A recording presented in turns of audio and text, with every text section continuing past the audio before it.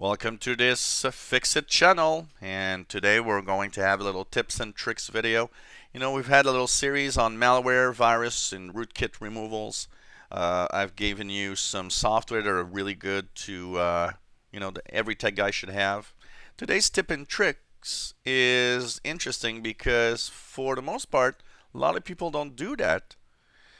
And for, the I would say easy to remove malware, it's often something that's overlooked and very useful. One of the things that happens is that, malware, you've got basically three categories. They're very hard to remove, almost impossible. The somewhat hard, but with a little work, when a little tweaking, you finally get rid of it. And the very easy to remove. And I'd say 50% of adware, malware, toolbars are in the easy to remove side.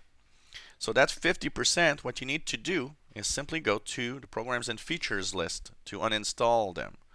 So in Windows 7, of course, you go to the control panel and go into programs and features. In Windows 8, Windows 10, you can right click on your start menu, go into programs and features directly.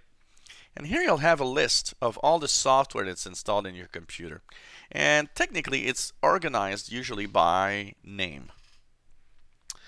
But one question you might ask yourself is, how long have you been having toolbars, malware, ads in your computer? How long?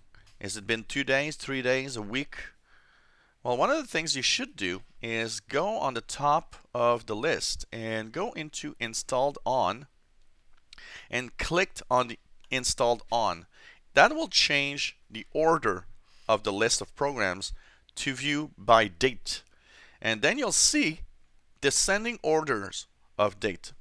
So that's nice because if you've been having malware only for a few days, or ads for a few days, or a new toolbar only for a few days, well, look at the recent installs of software. You might find all of that in here. 50% of the bad stuff or the crapware at least as an easy way to be removed. And that 50%, even though it's close to illegality the way they're doing it, at least they give you a break in how easy it is to just get it off your computer. So go through this list, put it by date, or to make sure that you have, a list of everything that's been installed recently. And don't uninstall everything you see. If you don't know what it is, do not uninstall it. You might remove something from your computer that's useful. I've had a client trying to remove software and didn't know what one specific software was in the list. Removed the sound driver, had no more sound after the cleanup. Now, that client didn't know how to bring it back. So, if you're not sure what something is, simply Google it. So, for example, I've got XChat here at the top of the list.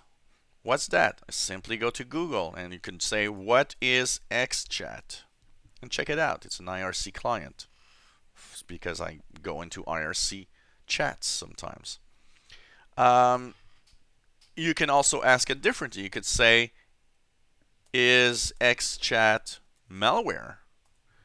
And check it out. And the first one that comes up here is XChat has been tested clean of viruses and malware, blah, blah, blah. So, that's something to check for. An example is the screen recorder I'm using, Cam Studio. Cam Studio itself is a great open source piece of software. The biggest problem with Cam Studio is that it is bundled with Crapware. And if you're not really careful on how to install Cam Studio, you will have Crapware. A lot of you ask me, how did you get Cam Studio without getting all the Crapware? And yes, I should make a video on how to install it without the crapware. And basically, if I would not change anything after Cam Studio install, I would have a bunch of crapware installed.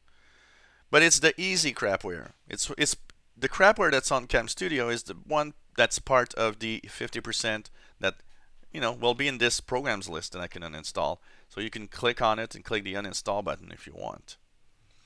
So it's very surprising. People don't do that, and I would say an easy 50%, if not 60%, of the adware, the toolbars, and all sorts of crapware you might find actually reside in the program list and are easy to uninstall. So that's also something you should try for when you are infected.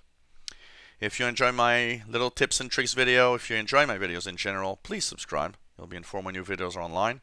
Give us thumbs up if you like the videos. And if you have any comments, questions, suggestions, let us know, of course. And we'll have a few more videos where we'll talk about removal, including a video on how to do it manually if you kind of have a lot of difficulty. If you enjoy my videos, thank you so much for following us.